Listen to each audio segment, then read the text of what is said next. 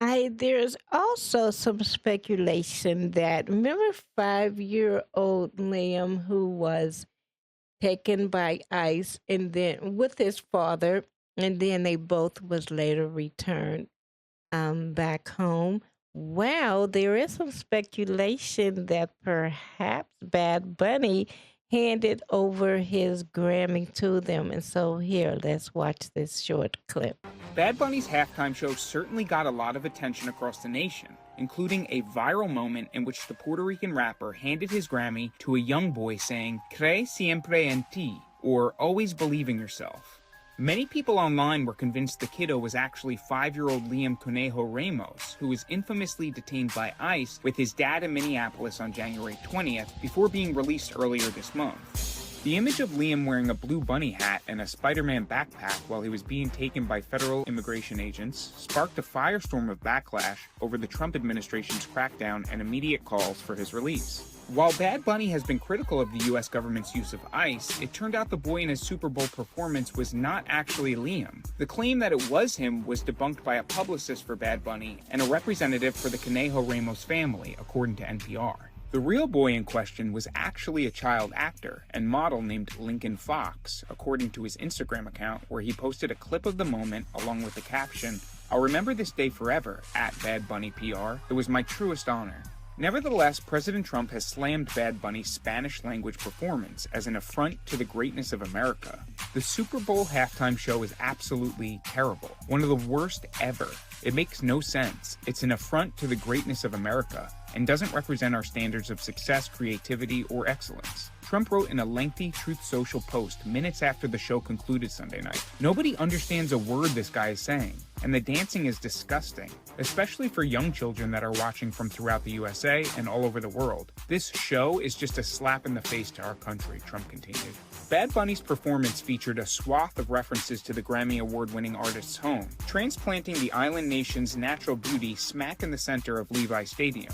During the performance, Bad Bunny trekked through stalks of greenery, flanked by farm workers, before he made his way to the heart of a real-life wedding ceremony. At the end of the show, Bad Bunny held up a football that read, "Together we are America." In the background, a jumbotron also read, "The only thing more powerful than hate is love." Trump previously confirmed that he would be watching the Turning Point USA's All-American halftime show, which featured a quartet of country singers and was headlined by Kid Rock. All right, so there you have it. There we have it. All right, so that has been debunked.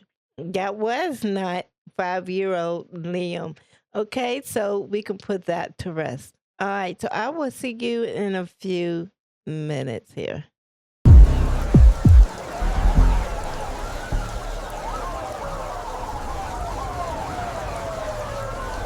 Hello and welcome to TrendWatch777. Today we're going to be discussing the Bunny Super Bowl. But before I go over there, I also heard that there was an alternative Super Bowl that y'all can people could have tuned in and watch, but I'm not going to be covering that. And I heard it didn't go as well anyway. You know, the one with Kid Rock in it.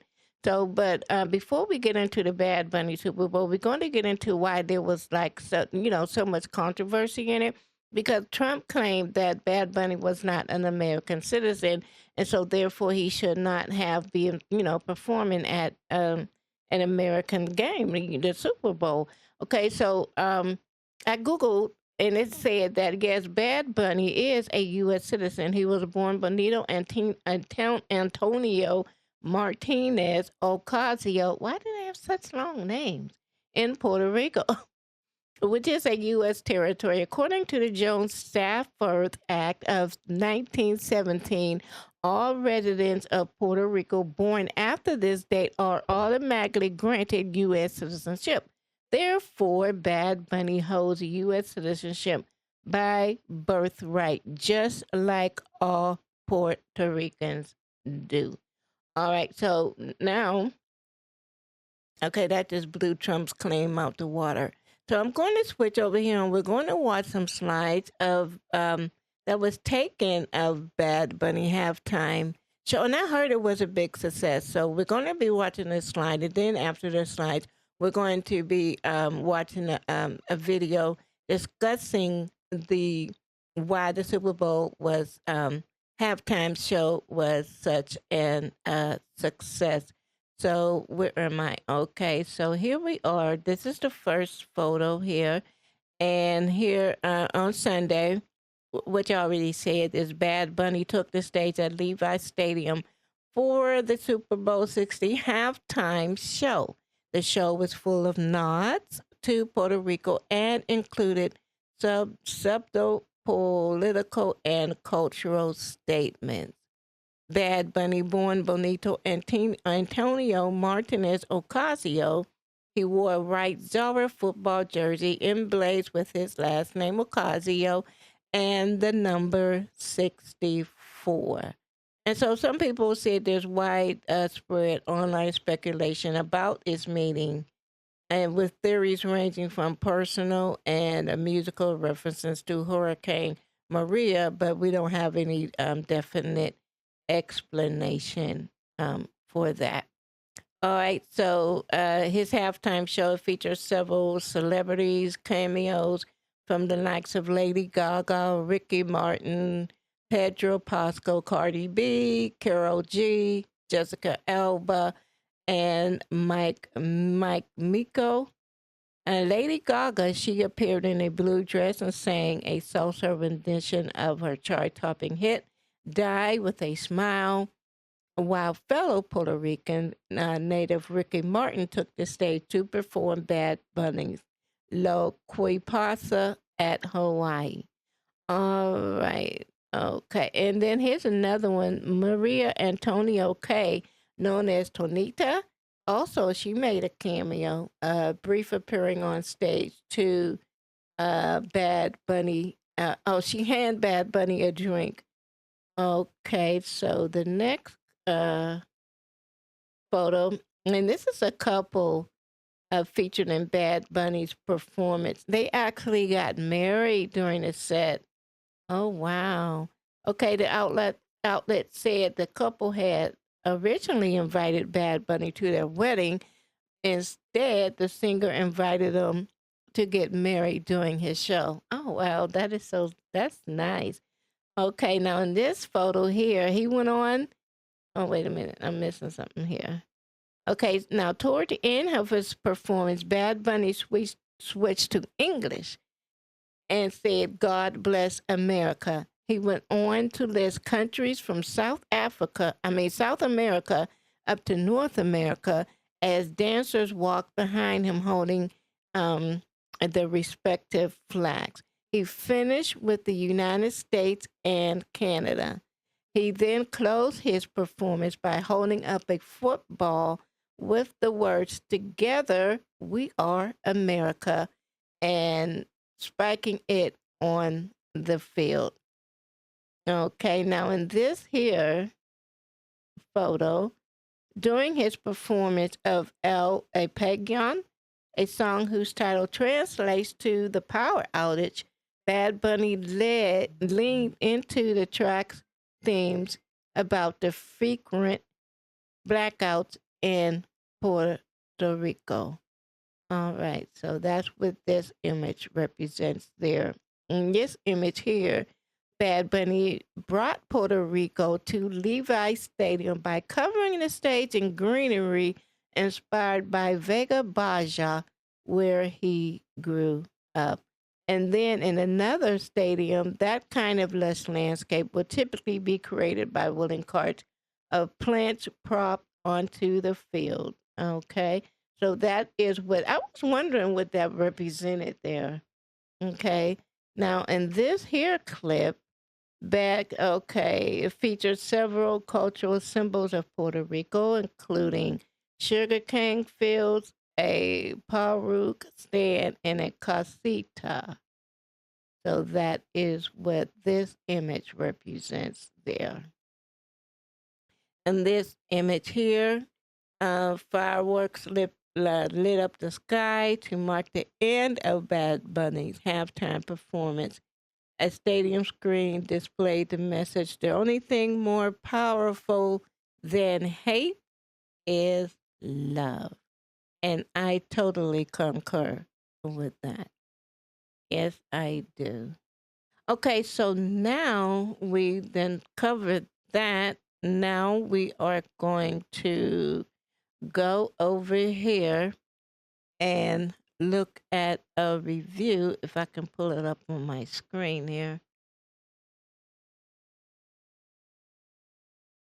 All right, so shout out to MS Now for this video coverage. And here we go. Let's get into it. Speaking of not taking the debate, there were some people on the MAGA right that took the bait.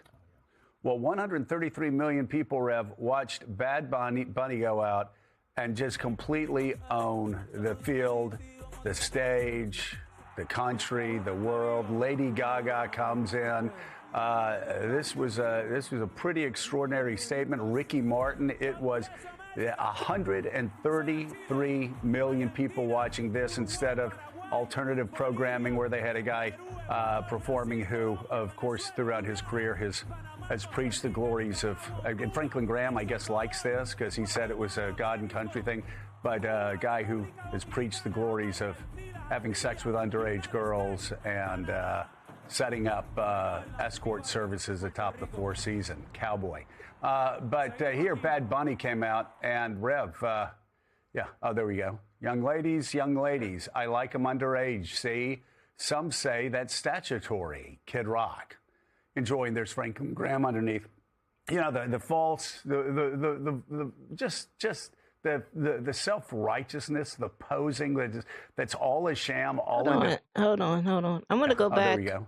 I'm going to go back. I want to read with Franklin Graham. Like most Americans, I've enjoyed watching the Super Bowl, but the halftime shows began pushing moral boundaries and have become more and more sexualized. This year, they're having Bad Bunny perform.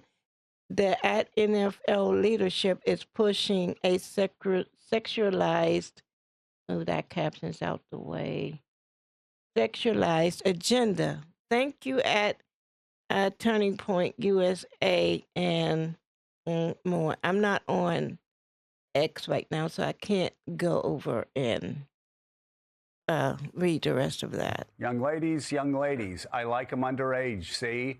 Some say that's statutory, Kid Rock. Enjoying, there's Franklin Graham underneath.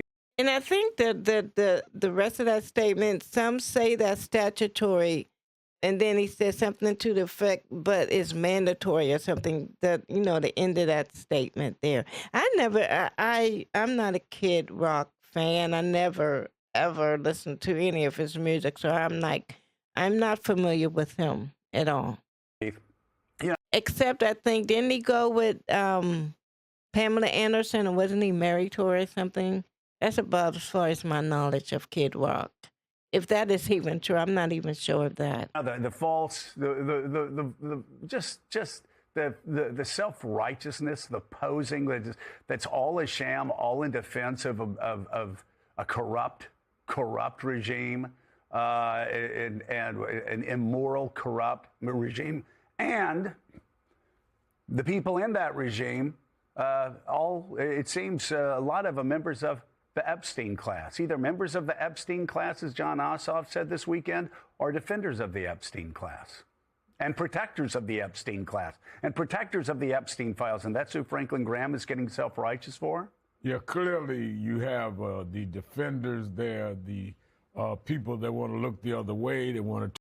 I never cared for Franklin Graham that much. I know some people like to listen to his sermons, but and I just never found any inspiration in listening to him.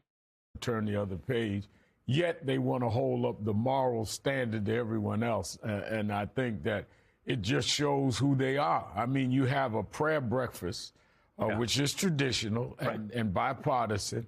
And which used to be a great event. Great event. The president gets up and uses it to attack his enemies. Yeah. And then later that night puts out this video that he claims he didn't know was there. Yeah, he claims he didn't know was there. And I want to interject here. Don't ever let anyone pray for you that is not that does not have a true relationship with Christ, because if you let people pray for you, they can like pray demons. They can pray more your situation may turn worse because God is not hearing their prayers. They're praying to the prince of the power of the air. So be careful who you let lay hands on you. Be careful who you let pray for you, and definitely be careful of who you tell your business to. Because even though we may see something at face value, we don't see what goes on behind closed doors. Because it's a lot of witchcraft that's going on behind closed doors. And so just don't let people that doesn't have a true relationship with Christ pray for you, over you, and to you. Just don't do that. Depicting former President Obama and former First Lady Michelle Obama as apes the same day that you just had a prayer breakfast, and they wonder why people take their whole pretension of being moral barometers and religious figures less than serious. Especially if you can see how if their relationship doesn't reflect Christ-like a relationship or Christ-like qualities and things like that. Like, okay, now, all right, Trump. I can't don't ever let a person that have Trump qualities pray over you. Those are qualities that you see and you hear and you know about. So people with those type of qualities and you see their type of lifestyle and they want to pray for you, don't let that happen. And I'm not talking about him per se. I'm talking about the characteristics of that person, the moral fortitude of a person like that. That's who I'm talking about. So this could be your friend or family members or your co-workers. If they have those type of qualities, then why would you let a person like that pray for you? That doesn't make no sense. Because look how they behave. I think that it is big losers. The Patriots yesterday and the MAGA ball or whatever they tried to do as an alternative. I don't know what it was, but I hope they enjoyed it. And David Drucker, the alternative programming didn't work out too well. 133 million people watching Bad Bunny. But I will say it is if the intention was to provoke people that support ICE and whatever they're doing in Minneapolis, then mission accomplished. Yeah, I suppose so. My problem, Joe, is I don't get offended very easily. So exactly. I don't own any of Bad Bunny's music. I'm familiar. I know he exists. Yes, I'm not the target demographic, but I watch the show because I'm watching the game, and I'm like, that's kind of a good show. It was entertaining. By the way, my high school Spanish is so rudimentary. I was watching. Let me see. I think it was on Facebook, and a lot of people were saying they enjoyed the show, even though they could not understand a word of what he was saying. And they felt that it could have been more receptive or more appreciative if they included some English captions or something, so people can understand or know what they're saying. Because I myself, if I don't understand what a person is saying, I want to appreciate it. Because I'm not, like, what is this person saying? You don't know what they're saying. They could be like calling you all kinds of names right to your face, and you're like, No, so I agree with that. I agree with that. If anytime you're going to play something in another language, at least have some captions in your language that you can follow along with what has been said. I didn't understand a word the guy said. He's speaking too fast. But I grew up in L.A., Los Angeles, and that in a way it was a very American show because you grow up in major cities in this country and they're speaking all sorts of languages because people just got here. they're, by the time they have kids and grandkids, those people don't speak the home language anymore. As is the case for me. I mean, I can listen to Yiddish, but I don't speak it. But, my father spoke broken Yiddish. His mother spoke perfect Yiddish. So this is just the way America goes. You want to turn into an alternative halftime show? I mean, that's how big the Super Bowl is. You can have an alternative halftime show. Go do it. The other thing I'll say, Joe, right, and this is capitalism. The growth market for the NFL, they've decided, is international, right? I mean, next year they're scheduled to have 9 games overseas, regular season games. I mean, Australia, Brazil, Mexico City. There's a new stadium in Mexico City. Okay, so I'll leave a link to this here, this coverage of Bad Bunny, because there's another video I want to see. I mean, Virginia's a good example about the Bad Bunny. And I think this is it right here. Okay, yeah, this is it. So this is saying Bad Bunny stunts at Super Bowl while Kid Rock alt show divides. And I'm going to read a little of this before we get into the video. Bad Bunny transformed the Super Bowl 60 halftime show into a powerful cultural statement, celebrating Puerto Rican heritage, immigrant communities, and unity across the Americas with special surprise guests, symbolic visuals, and a message of love over hate. Meanwhile, Kid Rock's alternative Turning Point USA halftime performance drew mixed reactions, with criticism over alleged lip syncing alongside praise from supporters who called it a family-friendly and values-driven. Now, I heard that, the alternatives halftime Super Bowl from TP, a Turning Point, featured artists that a lot of people is not familiar with. I mean, they wasn't mainstream, not like the Bad Bunnies was.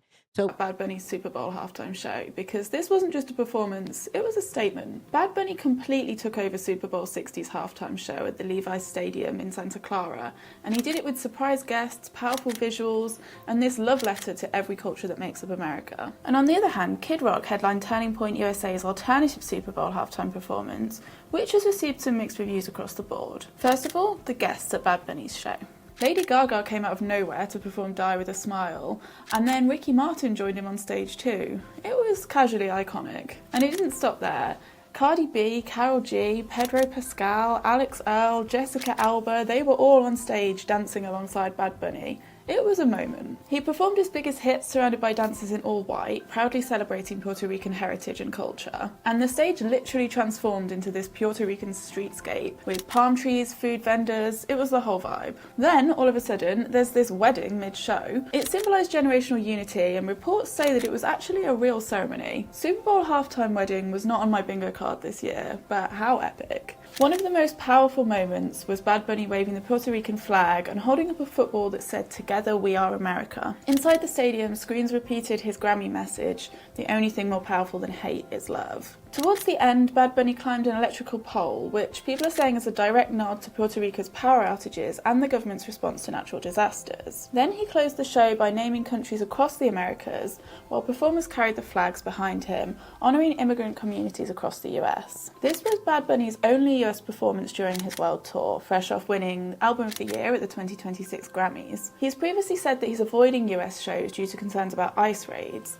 which means this halftime show hit even harder. Kid Rock served as the headliner to the alternative Turning Point USA halftime show, with Brantley Gilbert, Lee Brice, and Gabby Barrett also performing at the event. Viewers on social media accused and criticised Kid Rock of lip-syncing his performance, but others also praised the programme and Kid Rock's performance for its family-friendly show and being values-driven. Okay, so that is it right there, and I'm going to go put this on mute. I'm not trying to hear that. All right, so I'm going to go ahead and end the video right here. But one thing I will say, I did not watch the halftime show because I already said if I can't understand what a person is saying, I'm not going to appreciate it as much. Maybe the visuals would have been appealing to me. He's making cultural, visual statements. But also, I would love to have known what he was saying. So I didn't even watch the football game, nor the halftime show. So all my comments is coming from what I have heard and observed so far online. And so y'all go ahead and put in the comments how you felt about the halftime show. Some people really enjoyed it, and even though they couldn't understand what he was saying, and then other people um, thought that he grabbed his crotch too much and didn't appreciate that. So, but either way, it went over well. The majority of the people saying that it went over well, as like in contrast to the alternative one. So I'm gonna go ahead and end the video here. Thank you for watching, and shout out to my new subscribers. Thank you for subscribing to my channel. But make sure that you also hit that notification bell so that you can be notified each and every time I drop a video. Okay, so with that, I'm out, y'all. Be blessed.